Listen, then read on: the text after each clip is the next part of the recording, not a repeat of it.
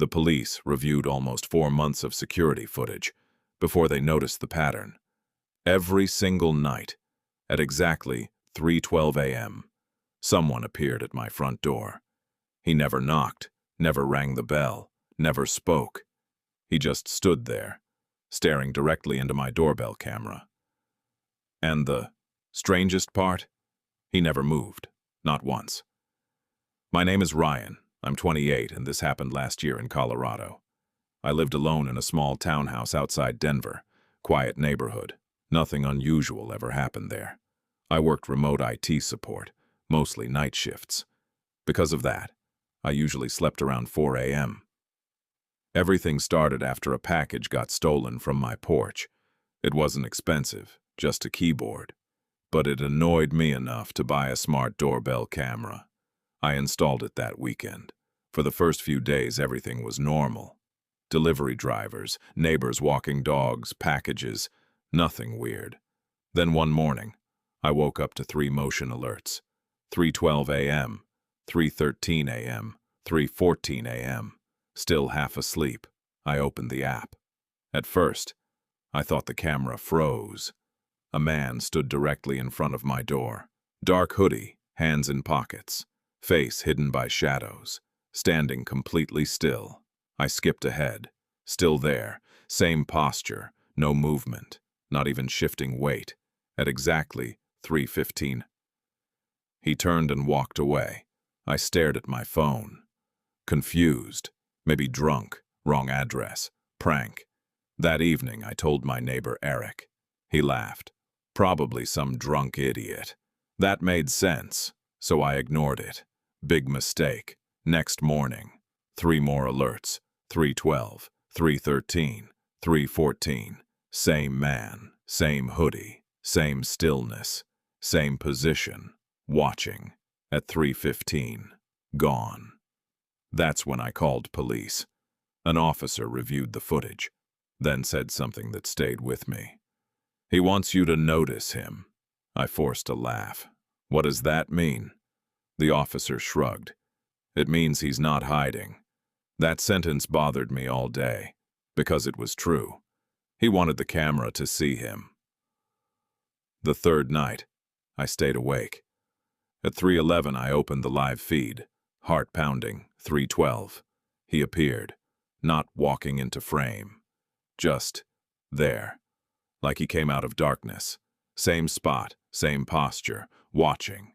Then something changed. His right hand moved, slowly. He raised one finger and pointed toward the left side of my porch, then went still again. At 3:15, he left. I ran downstairs, opened the door, checked the porch. Nothing. Then I looked left. A white envelope. My hands shook as I picked it up. Inside was a photograph. It showed my townhouse, taken at night, from across the street. I flipped it over. 3 words, nice camera setup. My blood ran cold. He knew about the camera, which meant he had been watching before I installed it. This wasn't random. This wasn't a prank. Someone had been observing me for longer than I realized. The police found nothing, no prints, no evidence. That night I invited Eric over. I didn't want to be alone. At 3:11 we watched the live feed together. 3:12, the figure appeared. Eric stopped talking. His face changed. Then he whispered, "Dude." "What?" He pointed. "He's closer." I zoomed in. He was right. The man stood closer to the door, much closer. Then something happened that made my blood freeze. 3 knocks, slow, heavy, knock, knock, knock. For the first time, he touched my door.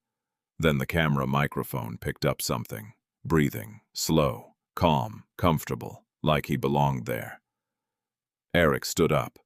"Call 911. I grabbed my phone. Operator answered. Then, the breathing stopped. The figure tilted his head, like he was listening. Then he spoke. 2 words, very quietly, but the camera caught them. Wrong room. Eric and I looked at each other. Neither of us understood. Wrong room. At 3:15, the man walked away. Police arrived fast. No footprints, no witnesses, nothing. Before leaving, Eric said something weird. "Check upstairs." I frowned. "What?" "The guest room." We went upstairs. The guest room mostly held boxes. I rarely entered. At first, everything looked normal. Then Eric pointed. The carpet near the closet looked slightly raised, barely noticeable. I pulled it back. Underneath, wood. A square section.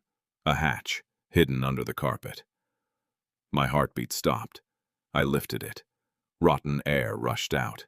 Dust, sweat, something metallic. Underneath was darkness, a crawl space. I slammed it shut.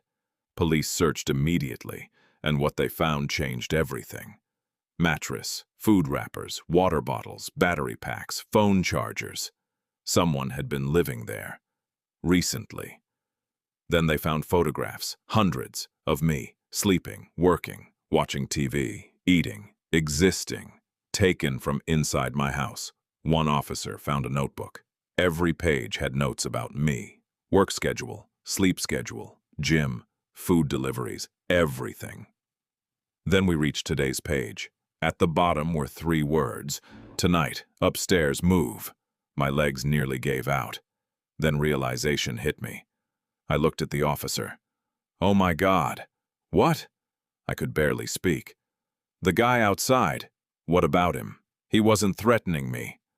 Silence. I continued. "He said wrong room." My chest tightened. He wasn't trying to enter. The truth hit all at once. The figure at the door was warning me about something inside, about someone already living in my house. The outside figure was never the threat. Then police got fingerprint results. One match, partial, not from a criminal database, from employment records. Former private security employee. Name, Eric Lawson. I stopped breathing. Eric, my neighbor, my friend. The same Eric who came over. The same Eric who told me to check upstairs. The same Eric who pointed out the carpet. No, impossible. Then police found something worse. The crawl space had 2 exits, one under the guest room, the second behind the kitchen wall. That's when I realized something horrifying. While I sat beside Eric, watching the camera, thinking the threat was outside, the real stalker may have been sitting right next to me, pretending to help. Eric disappeared that night.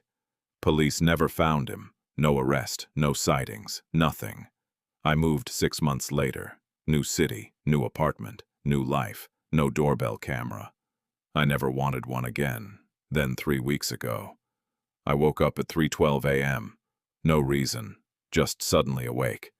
I checked my phone. One unread message. Unknown number. It contained a single image, a live photograph of my new front door, taken from outside, and underneath it, 4 words. "Wrong room again, Ryan."